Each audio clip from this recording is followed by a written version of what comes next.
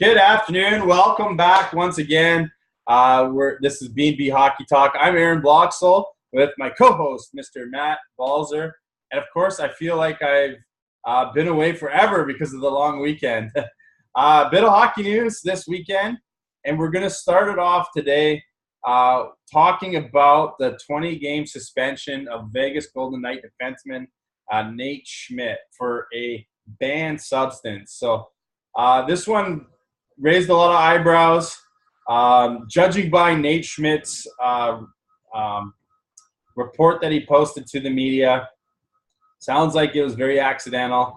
They're not saying what it is, but for them to have an expert say it was 1/7 of a billion particulate that was in his system was like a drop of sea salt in an Olympic-sized swimming pool.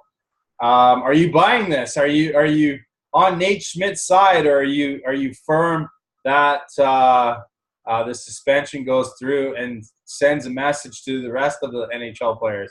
What are your thoughts on it? Yeah, so as of right now, I'm on Schmidt's side, but the thing is, we don't know the substance that he took. So, like, I think we were talking before. You mentioned if it's something like marijuana or something that could accidentally get messed or put into his food, or if it was like steroids, then it's just be like, okay, no, I can't back him up. But from like how small is like the amount, as he said, it's just it has to be something that was just accidentally taken. But we still don't know all the facts. But the thing is, it's going to hit Schmidt's paybook really, really badly. I think he was set to make $2.23 million this year, and he'll be losing over $500K this year just from the 20-game suspension. So that's a big loss.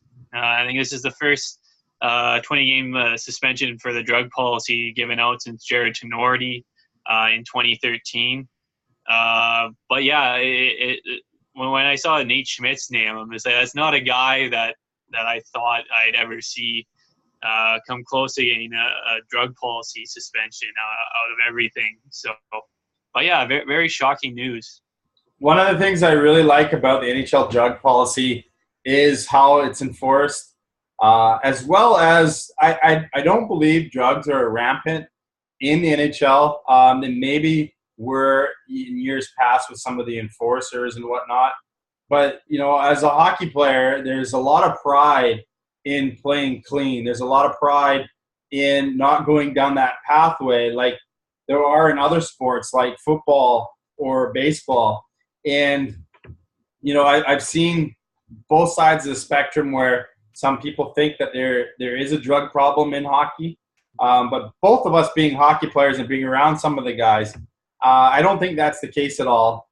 And we were talking before we went on air about, you know, if this the substance that was banned that was found in Nate Schmidt was marijuana, what's the league going to do when marijuana goes legal in Canada? Or what are they already doing in the states where it is legal to help protect the players? Because as you know, if I'm Nate Schmidt and I'm walking through a party and some people are smoking a joint, and I walk by and inhale some of the secondhand smoke, that goes into my system.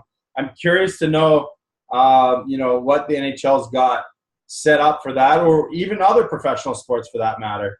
What are your thoughts on that, and as well as just drugs in general with the NHL and NHL hockey players? Yeah, because it is a thing. It's like you rarely see any hockey player get suspended for drugs, and it's not like the NFL where they have like a hard thing on marijuana and stuff. So I think the NHL could go the NFL route with having a hard ban on the marijuana. So if that was the case, that could be just bad luck for Schmidt and what he has. But yeah, it will be interesting, especially in Canada when it gets legalized, what exactly the NHL will do, because being a professional athlete, usually you want to stay away from that stuff just in general. But guys can do stuff in their own off time But yeah, it'd be interesting to see how the NHL will deal with all that.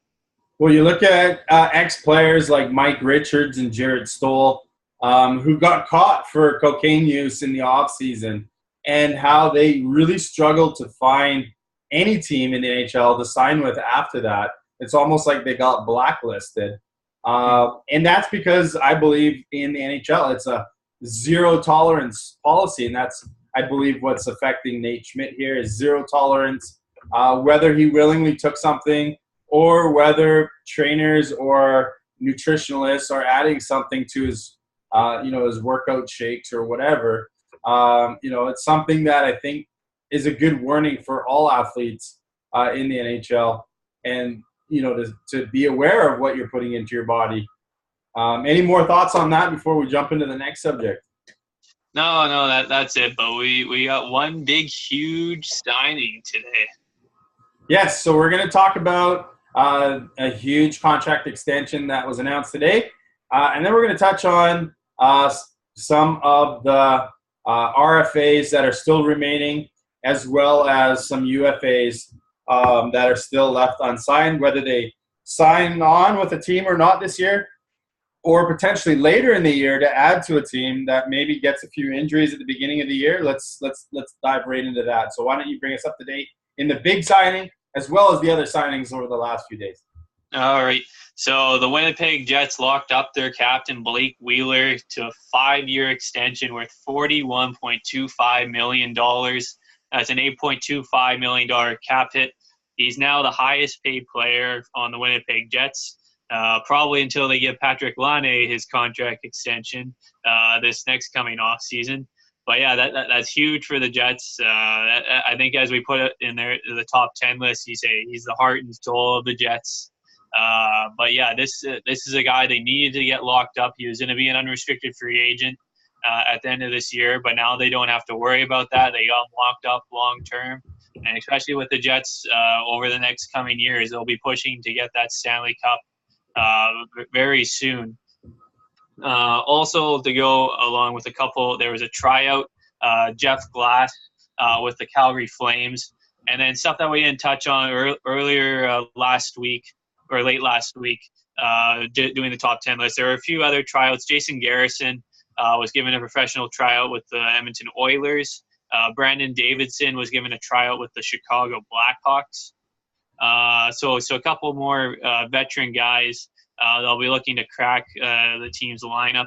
And also in off-ice news, Chris Kelly joined the Ottawa Senators as a development coach for their prospects. So his time as a player seems to be at an end. He joined the Ducks late last season after playing for Canada at the Olympics. But yeah, that's a good fit. He played most of his career in Ottawa, splitting between mostly Ottawa and Boston. But yeah, it's a good fit. And a bunch of the Canucks were back on the ice, starting to get things rolling. The big thing is Elias Pettersson was on the ice, getting ready for the Young Stars tournament this coming Friday. Of course, the countdown's on for all hockey fans till the regular season, but preseason action less than 2 weeks away already. A lot of teams break out this weekend into some of their prospects camps or rookie camps, as you might call them. Let's talk about some of the RFAs that are still haven't signed, and some big ones out there, obviously, like Josh Morrissey, William Nylander of the Toronto Maple Leafs. And then we'll touch on some of the UFAs that are still out there that could still make an impact to some of the clubs that are potentially looking to upgrade. Guys like Rick Nash are still available. So what do you got for us, Matt? Yeah. So there's 12 remaining RFAs remaining in the NHL, but there's only 7 big names. The big 3 defensemen, Darnell Nurse with Edmonton Oilers, Shea Theodore with the Vegas Golden Knights, and Josh Morrissey, as you mentioned, with the Winnipeg Jets. And the forwards are Nick Ritchie with the Anaheim Ducks, Sam Reinhart with the Buffalo Sabres, Miles Wood with the New Jersey Devils, and as you mentioned, Nylander with the Toronto Maple Leafs.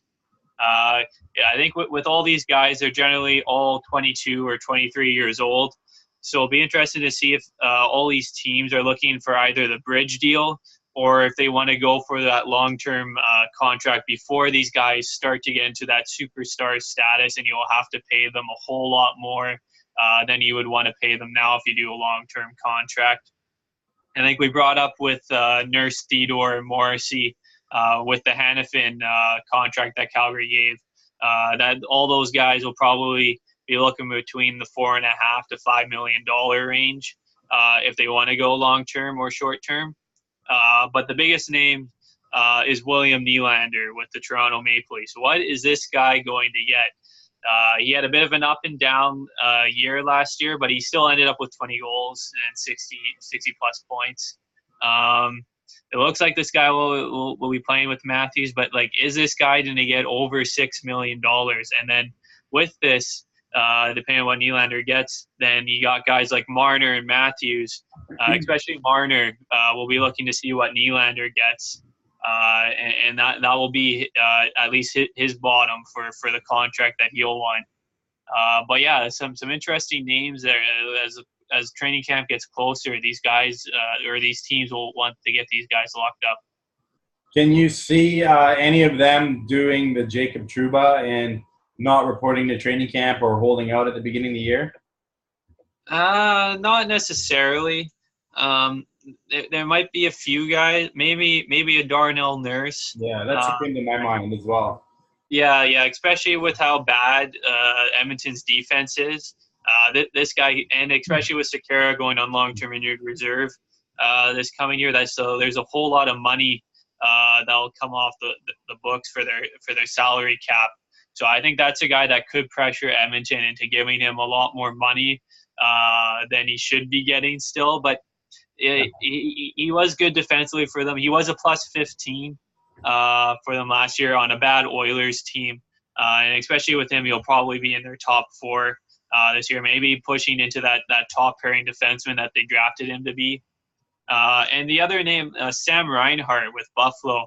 This is a guy that I'm not sure if Buffalo's going to try for a bridge deal, because I think a 2-year deal is what Buffalo I think would be wanting for. He had 25 goals, 50 points in the full season last year, but this guy's had issues with coaching staff, when Dan Bilesma was there, and with the whole new with all the trades Buffalo's done. I think Buffalo would be best to wait and see to see how he does, because he has been on trade bait boards before to see how he moves. But yeah, that will be the last guy I'll be interested to see what happens with him. Yeah, it should be interesting to see if any of them hold out or not. I think basically Nurse and Reinhardt are the two on my list that I can see also holding out. I'm very curious to see what William Nylander's contract is going to be like, because that may set precedents for some of these other guys moving forward.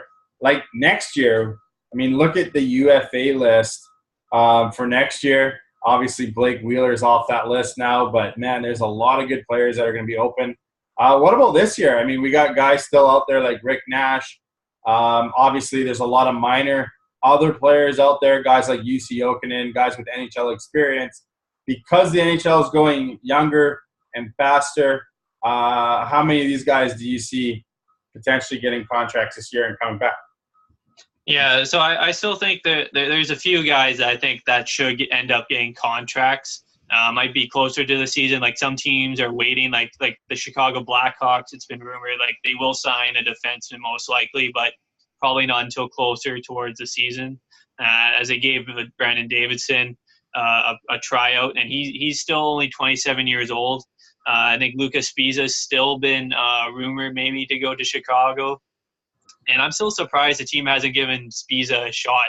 Like, even last year, even with all the injuries, he still had 14 points in 30 games for Vegas during the season. And in the playoffs, like outside of the big debacle in the final game there where he had a couple defensive lapses, he ended up playing pretty well once when he got back into the lineup. But yeah, the biggest thing is I think the one thing that's with this offseason is we've seen more and more veteran players signing over in the KHL and in Europe because they can't get NHL jobs or they won't accept a tryout for any teams. like especially for young guys, there aren't overly many young guys. I think majority are like 30 plus in age, but there's still a couple of younger guys that I'd like to see get a shot somewhere. Thomas Jerko, who was with Chicago last year. I think he started off with Detroit and he had all this offensive potential, and he actually had a decent year or half year with Detroit in his rookie year, but he sort of fell off. But he came up with Chicago and he had 10 points in 29 games. And I still think he's sort of like in the Anthony Duclair route, where I wouldn't mind taking a shot at this guy, even though he hasn't had the offensive numbers that Duclair's had in the past years. That and young defense. I think Duncan Siemens, who played with Colorado last year, he's still only 24 years old. I think he could still be a fifth or sixth defenseman. But getting more into veteran forwards, we have Scott Hartnell. That's still out there. I think he can still provide a lot of grit, and he can still provide a bit of offense. Like he still had 13 goals in 62 games last year for Nashville, and I think he could still be a really good third, fourth line player. Scotty Upshall, who has a tryout with Edmonton, as well as Garrison. I think especially with the lack of depth that the Oilers have on the wings, unless they're going to go super young, maybe Upshall gets an outside shot of making the team. He'll sign with St. Louis. Yeah, he'll go back to St. Louis. But yeah, Alex Chason is another guy that played with Washington last year. I believe he made the Capitals after having a tryout with them last year. And he still had 18 points in 61 games, and he provided a couple goals in the playoffs that were huge against especially in the Penguins series. But yeah, that's another young guy. But for the most part, it's a big wait and see sort of. I think as the season draws near and teams start to figure out, especially like depth guys, because like Detroit, what are they going to do with Zetterberg not being there to start the year? That's going to leave a huge hole in the middle of the ice. So you could see a guy like Mark Letestu, who's with a tryout with Florida, but with them signing Troy Brouwer now, it's starting to pile up there.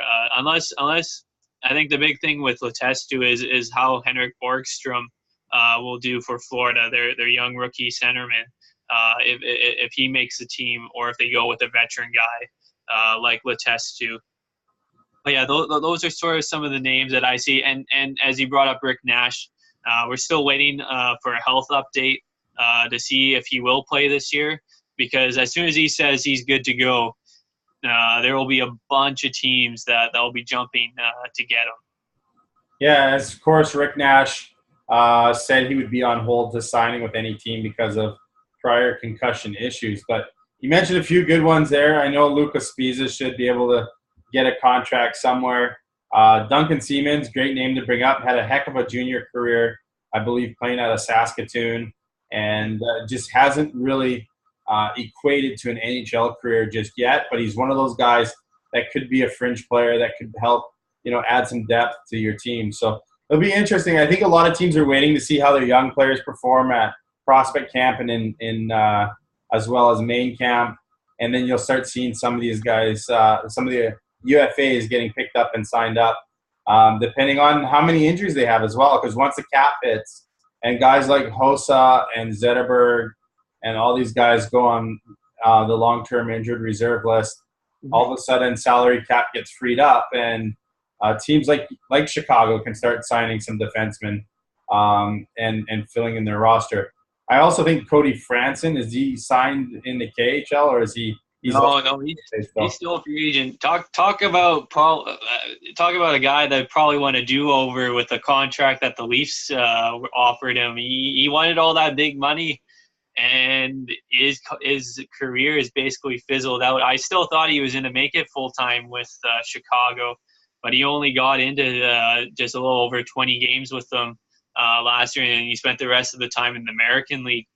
But yeah, that's a guy that is just like, he had that huge year. I believe that was the lockout shortened season where he had that huge year with Toronto, and then he was looking for that big money, and everybody got signed around him, and then before he knew it, There was really no teams that were looking for a defenseman of his type. But yeah, he's a really I still think he's an intriguing enough name, and he's still only 31. So I think the big thing with him is foot speed. I think that's been his biggest fault with his game. But yeah, and even goaltenders, like there aren't much. Like Kerry Letton's the biggest name still out there, and there's only a couple teams that like the Rangers and the Capitals that could be looking for a more veteran backup goalie. But with the Rangers, it seems like they're going to go young with their backup goalie. They have about like 3 goalies there in Georgiev, Tokarski, and Mazanik, who've all had a little bit of NHL experience, and all those guys will be vying for that backup job. But Washington's the most intriguing thing. But the thing is, they only have about like $1 million left in cap space, so they don't have exactly room to give a lot of money to anybody as a backup. But a couple more veteran forwards that I'd like to bring up is one, Chris Stewart, who played with Calgary. This is a guy that's another interesting career. I think he used to be about like a 30-goal scorer, 60 points, but he's turned more into about like a fourth liner. But his play is so up and down that I don't know how many teams he's moved around over the past couple years, but he just can't seem to find a permanent spot with the team. Like he started off with Minnesota last year, finished with Calgary, but that's still a big forward going along like the lines like a Scott Hartnell and a Scotty Upshaw that he can still provide some depth. Nick Shore is only 25 years old. He played with LA and Calgary last year. I think this is a guy that could be a good fourth line or third line center. Still relatively young, and he can still probably put up to about like 30 points a year. That's another guy I'd look to see get signed or given a tryout. And lastly, who do I want to bring up? Well, I'll talk about Chris Stewart. I mean, he is a big body. Might be a little bit slow for the way the NHL is changing. But Scott Hartnell is also big body, but has great foot speed. I remember one All-Star game was considered the triplet with playing on the Sedin line, and that line was really good. But Hartnell may be long in the tooth. I mean, he's relatively close to my age, which tells you something. But he is I still think he would be a serviceable guy for a team as a third or fourth liner. He definitely has some time still left in him. I could see him still popping in 10, 15 goals, chipping in with his style of play. And he's a physical player, so he'll do it all for you. He'll kill penalties. He can play power play. He'll gobble up first line minutes. He'll gobble up fourth line minutes wherever you need him. So versatile players, I think, like that will get picked up. So yeah, Mike Camilleri was the guy I was trying to remember. This is a guy that he really struggled to put the puck in the net, but maybe as a third liner and in the right fit with the right team, maybe could provide a bit of depth.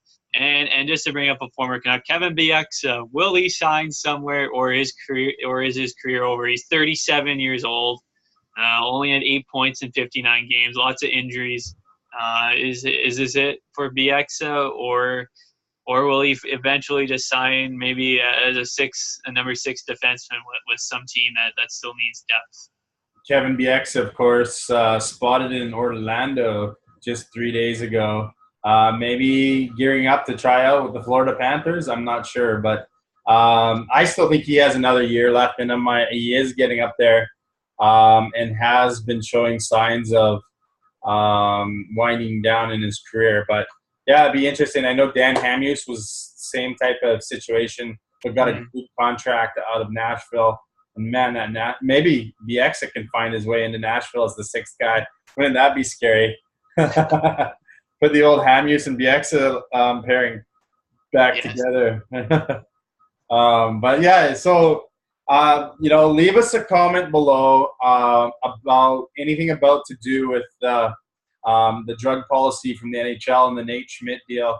Also, you can leave us any comments about any UFAs or RFAs that you'd like to see signed or moved to your favorite hockey team below. Let us know what your thoughts are on what we brought up today. Remember to like our page and share us on Facebook. Subscribe to us on YouTube. This is B&B Hockey Talk, and we're going to sign off till tomorrow. I'm Aaron Bloxall with my co-host Matt Balzer. Have a great night, everyone, and we'll see you tomorrow.